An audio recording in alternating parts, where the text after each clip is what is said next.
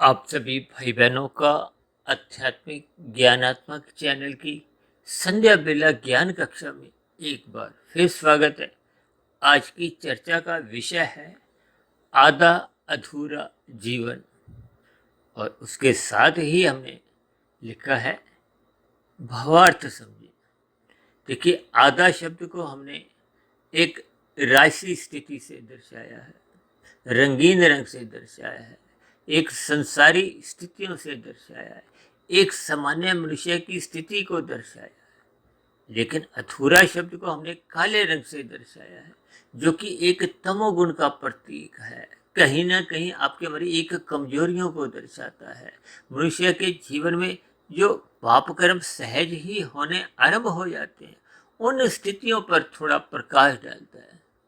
जबकि शास्त्रों के अनुसार यदि हम अपनी दिनचर्या व्यवस्थित रखते हैं, संतुलित रखते हैं, शास्त्रों के अनुसार ही अपना जीवन को एक व्यवस्थित कर लेते हैं, सत्वगुण का संग करते हैं, यानी कि सत्संग करना आरंभ कर देते हैं, परमात्मा की शरणागति में रहते हुए परमात्मा को पाने का ही एक लक्ष्य बना लेते हैं, जिसके लिए हम साधना करते हुए सर्वप्रथम हम अपने रजोगुण को व्यवस्थित करते हैं, रजोगुण को एक मर्यादा में रखते हैं, और सत्वगुण में अपने आप को स्थित रखते हुए विशुद्ध सत्वगुणी परमात्मा को पाने का एक जीवन में लक्ष्य बना लेते हैं। इन सभी स्थितियों पर देखिए, हमने प्रकृति के 3 गुणों को ध्यान में रखते हुए, क्योंकि भगवान श्री कृष्ण जी बार बार गीता में ही कहते हैं कि प्रकृति के इन 3 गुणों के खेल को समझो।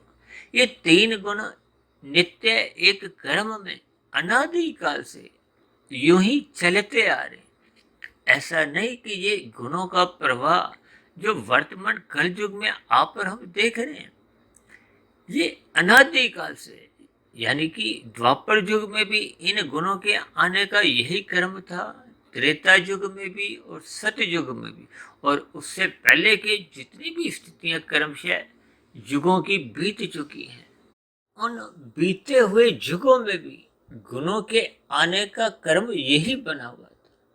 और दूसरी विशेष बात, कभी कभी एक साधारण मनुष्य इस भ्रम की स्थिति में भी अपने आप को स्थित कर लेता है कि जैसे इस समय विशेष में भारत में तो ब्रह्म मुहूर्त का समय, अब किसी अन्य देश में दोपहर का समय हो सकता है, कहीं शाम हो सकती है, कहीं सुबह का समय हो सकता है, कहीं रात की स्थिति भी हो सकती है।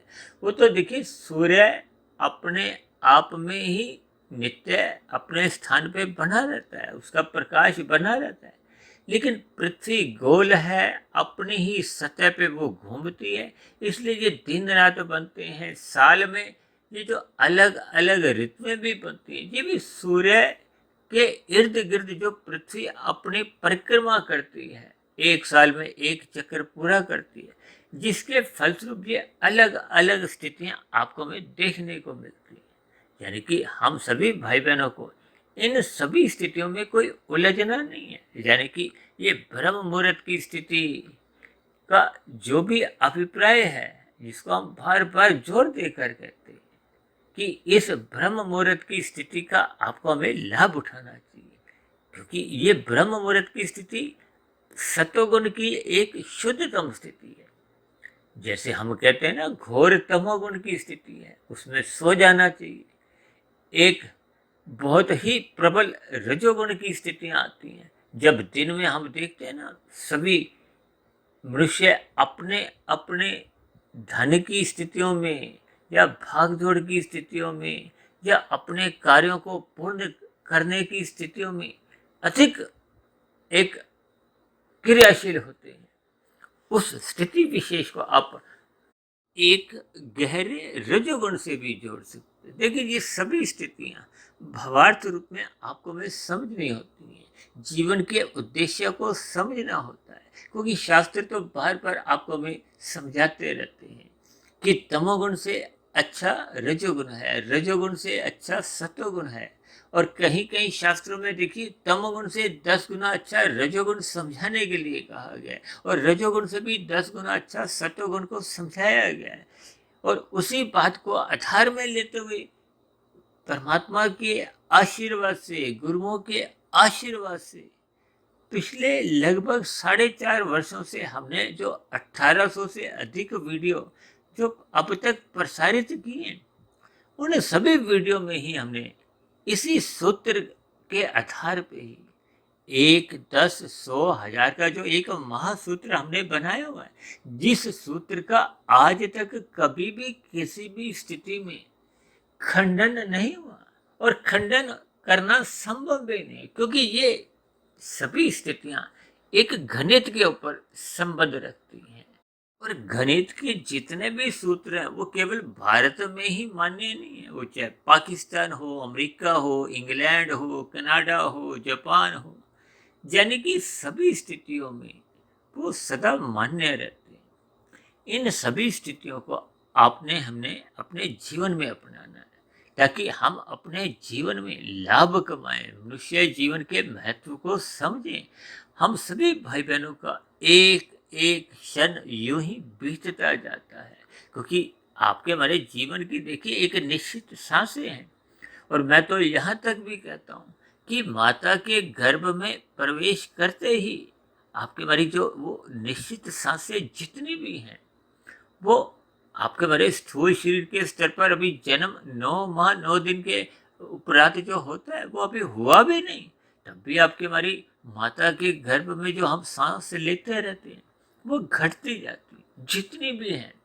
देखिए, इन सभी स्थितियों के आपको में एक यथार्थ ज्ञान समझते हुए अपने मिले हुए जीवन के महत्व को समझना होगा, क्योंकि आज इस संसार में मनुष्य मौज मस्ती खेल तमाशों में, यानी कि अपने रजोगुण को अमर्यादित करता हुआ, ये जो 24/7 की स्थितियों पर अक्सर मैं बार बार चर्चाएं करता हूँ कि मनुष्य 7 दिन 24 घंटे केवल विषय भोगों को ही अधिक से अधिक भोगता हुआ अपना जीवन यूं ही बर्बाद करता जाता है।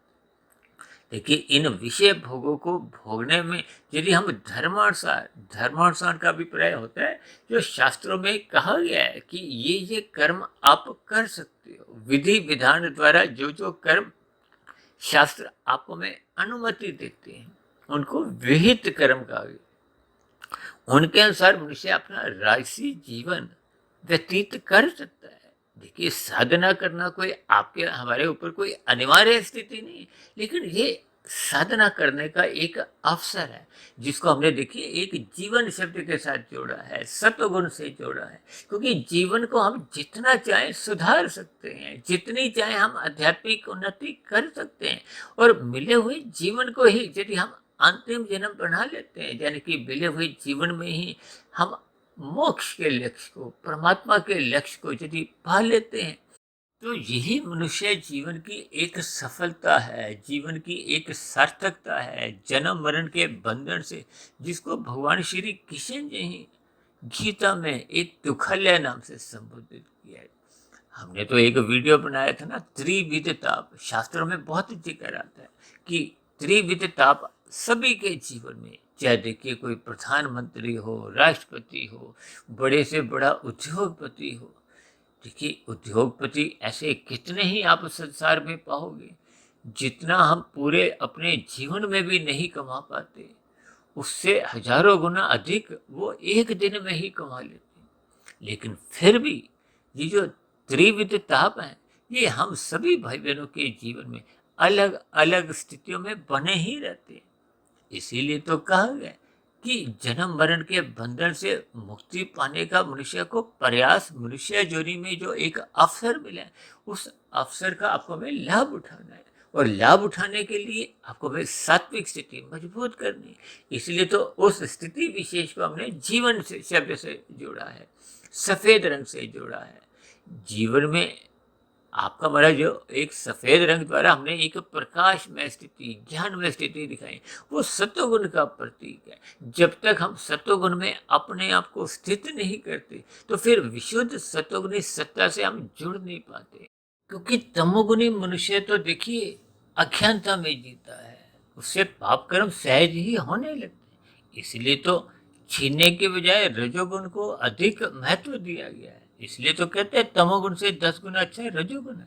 लेकिन राजसी मनुष्य विषय भोगों में अधिक लिप्त होता है, उसकी सतोगुण में जाने की कोई विशेष मन के भीतर कोई एक प्रवृत्ति जागती नहीं। संसारी रजोगुणी मनुष्य का सत्संग बेमन से होता है। इसका कारण ही देखिए, शब्दों के भावार्थ आपको मैं समझने होंगे कि जब राजसी मनुष्य सत्संग करता है, जब तक उसका मन बुद्धि यानी कि स्थूल शरीर के साथ साथ सूक्ष्म शरीर मिला नहीं होता, एकाग्र नहीं होता, तब तक आपका मेरा सत्संग वो श्रद्धापूर्वक माना नहीं जाता। अब श्रद्धापूर्वक किए गए सत्संग को ही एक आरंभिक सात्विक स्थिति माना गया। उस किए गए सत्संग का जब हम मन बुद्धि के स्तर पर पुनः चिंतन करते हैं, देखिए ये एक विशेष स्थिति पुनः की आती है। पुनः का अभिप्राय दोबारा से है। जैसे हम एक रसगुल्ला खाते हैं तो हम उसको जब दोबारा चखना चाहते हैं, उसका रस लेना चाहते हैं, स्वाद लेना चाहते हैं, तो फिर वो आपके हमारे जीवन में वो मन बुद्धि के स्तर पर वो स्थितियां मजबूत होने लगती हैं। जब हम दोबारा लेते हैं, दोबारा लेते हैं, यानी कि बार बार उन सुखों को हम रस बुद्धि द्वारा चखते हैं, तो उन सभी स्थितियों में आपके हमारे कार्य शरीर में वो उस स्थिति विशेष के एक विशेष स्वभाव बनने लगता है, संस्कार बनने लगते हैं। और बने हुए संस्कारों से फिर समय समय पे मन बुद्धि के भीतर पुनः फुरने होते हैं, विचार आते हैं, वृत्तियां जागती हैं। फुरने, विचार, वृत्तियां, ये सब एक साधारण अर्थों में एक समान है। शास्त्रों में इनको वृत्तियां कही गई है, आप साधारण शब्दों में इनको विचार कह सकते हो, मोटे अर्थों में आप फुरने भी कह सकते हो। ये सभी स्थितियां बहुत ही व्यवहारिक हैं। देखिए, परमात्मा के आशीर्वाद से हम प्रतिदिन की जो संध्या बेला ज्ञान कक्षा में जो अपने विचार रखते हैं, उन विचारों को हम एक सरल दृष्टिकोण से इसलिए रखते हैं ताकि एक साधारण मनुष्य को शास्त्रों की बातों के हल्के हल्के संकेत तो समझ में आना आरंभ हो जाए, ताकि उन शास्त्रों के प्रति मनुष्य की एक जानने की जिज्ञासा उत्पन्न हो, ताकि हम परमात्मा को पाने का जो एक लक्ष्य भूल चुके हैं, वो लक्ष्य आपके हमारे जीवन में बनने लगे। इसलिए देखिए, आज हमने एक साधारण शब्द को आधा अधूरा जीवन, जो कि संसार में अक्सर आपके हमारे जीवन में ये देखने को ही मिलते हैं। आपकी हमारी दिनचर्या कुछ ऐसी बन चुकी हैं, उसमें ये सभी स्थितियां अक्सर सभी परिवारों में, सभी घरों में एक साधारण स्तर पर कहाँ देखी ही जा सकती। इसीलिए आज हमने देखिए आधा शब्द को रजोगुण से जोड़ा है, अधूरा शब्द को हमने तमोगुण से जोड़ा है, और जीवन शब्द को हमने एक सात्विक स्थिति से जोड़ा है। यानी कि मनुष्य अपने मिले हुए जीवन में जिस गुण विशेष का जैसा जैसा संग करता है, तो फिर वैसा वैसा उसका एक अंतःकरण बनता है, कार्य शरीर में कर्माशय बनता है, संस्कार बनते हैं, और फिर स्थूल शरीर के मरने की जब स्थितियां बन जाती हैं, देखिए स्थूल शरीर तो सबका ही मृत्यु की छाया में निरंतर बना रहता है। आज शिशु अवस्था है, फिर बचपन अवस्था, फिर किशोर अवस्था, फिर युवावस्था, युवावस्था के बाद प्रौढ़ अवस्था आ जाती है। अब प्रौढ़ अवस्था के बाद वृद्धावस्था का आना भी एक साधारण स्थिति है। और उस वृद्धावस्था की स्थितियों में धीरे धीरे कुछ ऐसी स्थितियां कभी ना कभी सबके जीवन में एक निमित्त मात्र मृत्यु की बन जाती है। ये एक सच्चाई है। इस सभी स्थितियों को मनुष्य को यथार्थ रूप में स्वीकार करना है, यानी कि मृत्यु के साथ ही, यानी स्थूल शरीर की मृत्यु के होते ही आपके मेरे सूक्ष्म शरीर और कारण शरीर में जैसी जैसी स्थितियां हमने बनाई थी, उन स्थितियों के आधार पे ही आपका हमारा अगली जोनी का एक निर्धारण होता है।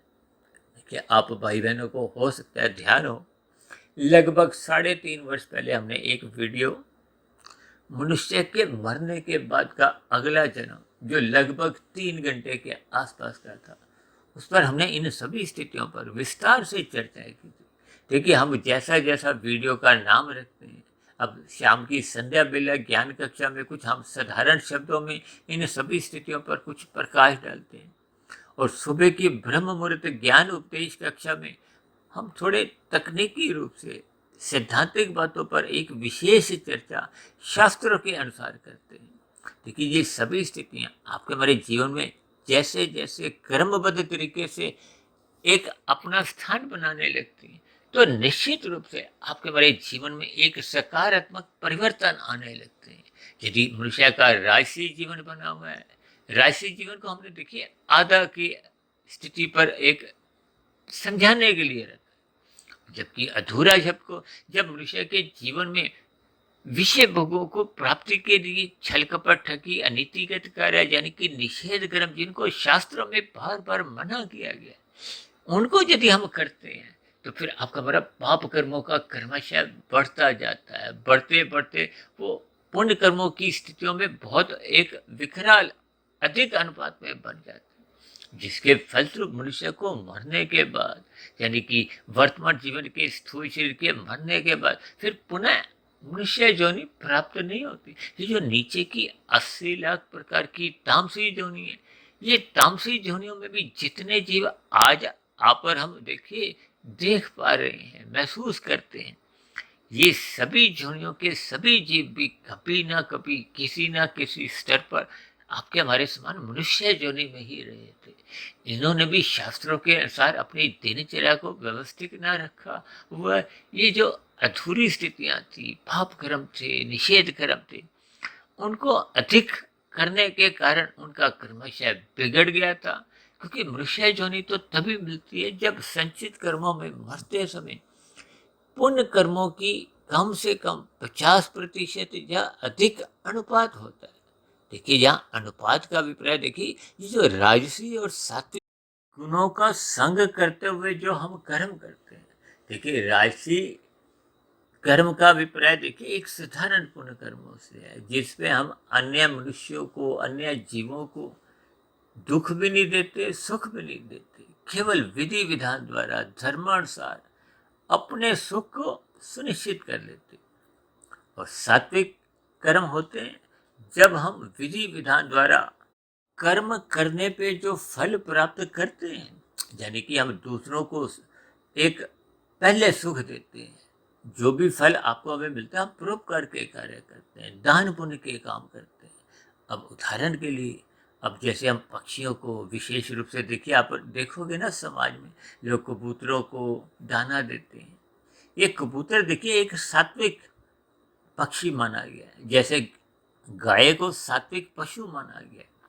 ये सभी स्थितियां मात्र देखिए एक भावार्थ रूप में, हालांकि मनुष्य से नीचे की तो सभी दुनिया तकनीकी रूप से देखिए तामसी मानेगी, लेकिन उस तामस में भी देखिए अलग अलग अनुपात की स्थितियां पर फिर वो उनकी सात्विक राशि फिर तामसी अलग अलग 3 स्थितियां बन जाती हैं।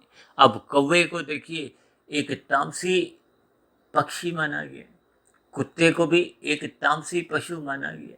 देखिए, इन सभी स्थितियों पर आपको मैं ज्ञानपूर्वक एक सामान्य स्तर पर समझना होगा, क्योंकि ये संपूर्ण माया प्रकृति त्रिगुणात्मक है। 3 स्थितियां ही ये निरंतर बनी रहती हैं।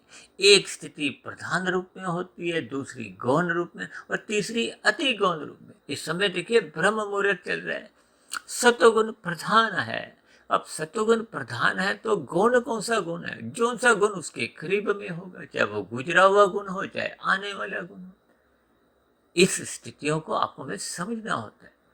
अब जब सतोगुण का आरंभ होता है, जैसे ही तमोगुण के 8 घंटे की लगभग समाप्ति होती, अब सतोगुण का आरंभ होता है। अब सतोगुण का आरंभ होते ही तो सतोगुण प्रधान हो जाता है। अब गुजरा हुआ गुण कौन था, वो तमोगुण था। तो इस स्थिति में वो पड़ोसी माना जाता है, वो गौण माना जाता है, यानी कि तमोगुण गौण है और आने वाला रजोगुण अभी दूरी पे है, क्योंकि अभी तो सतोगुण के 3 पहर जाएंगे, फिर रजोगुण का आरंभ होगा, तो फिर वो अभी दूरी पे है, इसलिए उसको हम एक अति गौण की स्थिति कह देते हैं। अक्सर हम बार बार कहते रहते हैं ना कि ये तामसी है, ये राशि है, ये सात्विक है। ये स्वभाव अक्सर समाज में हम एक दूसरे के प्रति भूल देते हैं। ये सभी स्थितियाँ जिस स्थिति विशेष की उसके कार्य शरीर में संस्कारों की एक स्वभाव की स्थितियाँ मजबूत होती हैं, उस स्थिति के आधार पे वो उसका स्वभाव बढ़ जाता है, वो गुण की प्रधानता। जैसे उदाहरण के लिए देखिए, संसद में जिस दल के अधिक सदस्य होते हैं, सांसद होते हैं, फिर उसी की ही सरकार चलती है। अब जिस गुण की आपके हमारे अंतःकरण में, कार्य शरीर में प्रधानता होती है, वही आपके हमारी दिनचर्या में एक प्रधान स्थिति में होता है। उसी के अनुसार ही हमारी दिनचर्या में कार्य होते हुए दिखाई देते हैं। कहते हैं ना, इसका तो स्वभाव ही ऐसा है। इस स्वभाव का अभिप्राय उस प्रधान गुण से होता है। देखिए, इन सभी स्थितियों पर हम साधारण चर्चा तो पिछले 4.5 वर्षों से करते ही आए। ये तो वीडियो का जैसा जैसा नाम होता है, जैसे जैसे उस नाम के अंतर्गत हमारी चर्चाएं बढ़ती हैं, तो जो जो स्थितियां मेरे सामने आती जाती हैं, मैं उन पर थोड़ा थोड़ा प्रकाश डालता रहता हूँ। इसलिए हम सभी भाई बहनों को इस अधूरी स्थितियों से बचना होगा, पाप कर्मों से बचना होगा। अपनी सात्विक स्थिति मजबूत करने के लिए जहाँ तक संभव हो सके मनुष्य को रजोगुण से सत्वगुण में जाना चाहिए। इसीलिए तो शास्त्रों में विभिन्न प्रकार के कर्मकांड इसलिए रचेगी। ये कर्मकांड आपको हमें जल्दी से सत्वगुण में ले जाते हैं, वहाँ का रास्ता दिखाकर आपको कुछ प्रेरणा देते हैं कि यहाँ रुको। लेकिन संसार में कुछ ऐसी स्थितियां देखने को आती हैं, भारत जैसे आध्यात्मिक देश में भी, कि मनुष्य सत्वगुण में जाता है लेकिन वहां रुकता नहीं है। जैसे मेहमान किसी के घर जाते हैं, चाय पानी पी के वापस आए, ठीक इसी तरह एक राजसी मनुष्य सत्वगुण में जाता हुआ दिखाई देता है। बस यूं ही वहां थोड़ी देर रुकता हुआ, औपचारिकता निभाता हुआ, चाय पानी पीता हुआ, फिर पुनः अपने संसार में रजोगुण में लौट आता है। ये सभी व्यवहारिक स्थितियों को आपको में ज्ञान पूर्वक समझना होगा, ताकि हम सत्वगुण में जाएं, फिर वहां रुकें, फिर रजोगुण में हम लौटे नहीं। रजोगुण को मात्र अपने जीवन की एक मर्यादा तक सीमित रखें, स्थूल शरीर की अवस्था तक सीमित रखें। जब मनुष्य का रजोगुण मर्यादा में आ जाता है, तो फिर ऐसी स्थिति विशेष में वो जो रजोगुण से भी नीचे की स्थिति तमोगुण की है, अनीति के अधिकारों की है, फिर मनुष्य उनमें कभी भी गिरता नहीं है। गिरता कौन है? जो रजोगुण में होता है। रजोगुण और तमोगुण ये पड़ोसी हैं, पास पास हैं, एक ही गली में रहते हैं। देखिए, तमोगुण को हम 1, रजोगुण को 10 और सत्वगुण को 100 कहते हैं। 10 और 100 की दूरी है, इसलिए कर्म कांड रचेगी। 1 और 10 देखिए, ये पास पास है, इसलिए तो बार बार कहते हैं अपने रजोगुण को मर्यादा में रखो, अन्यथा ये पड़ोसी से दुआ सलाम कहो। इनसे संबंध कब गहरे हो जाते हैं, दुआ सलाम बढ़ते बढ़ते इनसे रिश्ते बन जाते हैं। यानी कि मनुष्य कब तमोगुण में गिरता हुआ कितने अधिक पाप कर्म करना अपने जीवन में एक सहज स्थिति बना लेता है, मनुष्य को बोध नहीं होता। आज कलयुग चल रहा है, अब कितने ही मनुष्यों की साधारण स्थितियों में ये मांसाहार भोजन सेवन करने का एक साधारण स्थिति देखने को मिलती है, जबकि एक दिन में ही ये मांसाहार भोजन करने वालों का पाप कर्मों का कर्मशय कितनी तेजी से बढ़ता है। लेकिन इन स्थितियों पर मनुष्य विचार नहीं करता। इसलिए आज हमने आधा अधूरा एक सामान्य अर्थ शब्दों को ही रजोगुण और तमोगुण की स्थितियों से जोड़कर एक विशेष जोड़ दिया है, ताकि हम अपने मिले हुए जीवन के महत्व को समझें। इसलिए तो हमने जीवन शब्द को सफेद रंग से दर्शाया है कि मनुष्य को मिले हुए जीवन में निरंतर सत्वगुण का संग करना होगा। सत्वगुण का संग करते करते मनुष्य को ब्रह्म मुहूर्त में उठने की एक स्थिति बनानी होगी, रात को जल्दी सोना होगा। ये मौनात्मक स्थितियां जो रात को तमोगुण की विशेष प्रकार से जागृत होती हैं, उन स्थितियों से बचते हुए ब्रह्म मुहूर्त में उठने का अपना एक निर्णय लेना चाहिए, ताकि हम सतोगुण का अधिक से अधिक संग करें, ताकि आपके हमारे जीवन में एक सात्विक स्थितियां मजबूत हों। दिन में जब रजोगुण की स्थितियां आपको में आकर्षित करती हैं, उन राशि स्थितियों में मनुष्य फिसले नहीं। जब ये सभी स्थितियां निरंतर आपके हमारे जीवन में बनने लगती हैं, तो आपका हमारा जीवन सफल होने लगता है, सार्थक होने लगता है। इसलिए आज हमने जीवन शब्द को सफेद रंग से दर्शाया है, ताकि हम अपने मिले हुए जीवन में सार्थक स्थितियां सहज ही बनाने लगे, ताकि मरने के बाद भी हम अधोगति की स्थितियों से बचते हुए कम से कम पुनः मनुष्य जोनि की ही प्राप्ति करने में सफल हों। फिर हम मिले हुए जीवन में जितनी जितनी आध्यात्मिक उन्नति या कार्यशील को हम शुद्ध कर चुके होते हैं, फिर अगले मनुष्य जीवन में पुनः आपको हमें संस्कारी माता पिता मिलते हैं, गुरुजनों का संग मिलता है, तो फिर हम आगे की आध्यात्मिक यात्रा पर पुनः निकल जाते हैं। तो ऐसी सभी शुभ स्थितियाँ हम सभी भाई बहनों के जीवन में भी बनना आरंभ हो, जिसके लिए मेरी ओर से आप सभी भाई बहनों को बार बार बहुत बहुत शुभकामनाएं, ताकि हम सभी भाई बहनों का जीवन प्रकाशित हो, ज्ञानमय हो। अब चर्चा विशेष को यही विश्राम देते हैं। कल सुबह फिर मिलते हैं ब्रह्म मुहूर्त ज्ञान उपदेश कक्षा में। तब तक आप अपने आध्यात्मिक मित्र सुधीर भाटिया फकीर को इजाजत दी। आप सभी भाई बहनों को बहुत बहुत शुभ रात्रि और सुबह ब्रह्म मुहूर्त में उठने के लिए मेरी ओर से बहुत बहुत शुभकामनाएं। फिर भी चर्चा संबंधित आपके मन में कोई प्रश्न उठ रहा हो, तो आपके प्रश्नों का या मेरे कहे गए शब्दों पर आपको कोई आपत्ति हो, शिकायत हो, तो आपकी शिकायतों का भी नीचे दी गई कमेंट्स बॉक्स पर सदा ही स्वागत है। और दूसरी विशेष बात, कुछ दिन पूर्व हमने देखी एक प्रश्नोत्तर ज्ञान कक्षा में एक छोटी वीडियो बनाना आरंभ किया है, जिनको संभवतः हम 1, 1:30, 2 बजे दिन के समय प्रसारित करते हैं। इस प्रश्नोत्तर ज्ञान कक्षा में हम कुछ कठिन शब्दों पर या जो अब तक की वीडियो हमने प्रसारित की हैं, उनमें जो जो कुछ महत्वपूर्ण स्थितियां होती हैं, उन पर हम संक्षेप में 2-3 मिनट में अपनी बात को रखते हैं। तो आप अब तक की प्रसारित वीडियो में से जो जो प्रश्न आपके मन मस्तिष्क पर उठ रहे हों, उन प्रश्नों का इस प्रश्नोत्तर ज्ञान कक्षा में सदा ही स्वागत है। तो अब चर्चा विशेष को आप सभी भाई बहनों द्वारा सुने जाने पे आप सभी भाई बहनों का भी बहुत बहुत धन्यवाद।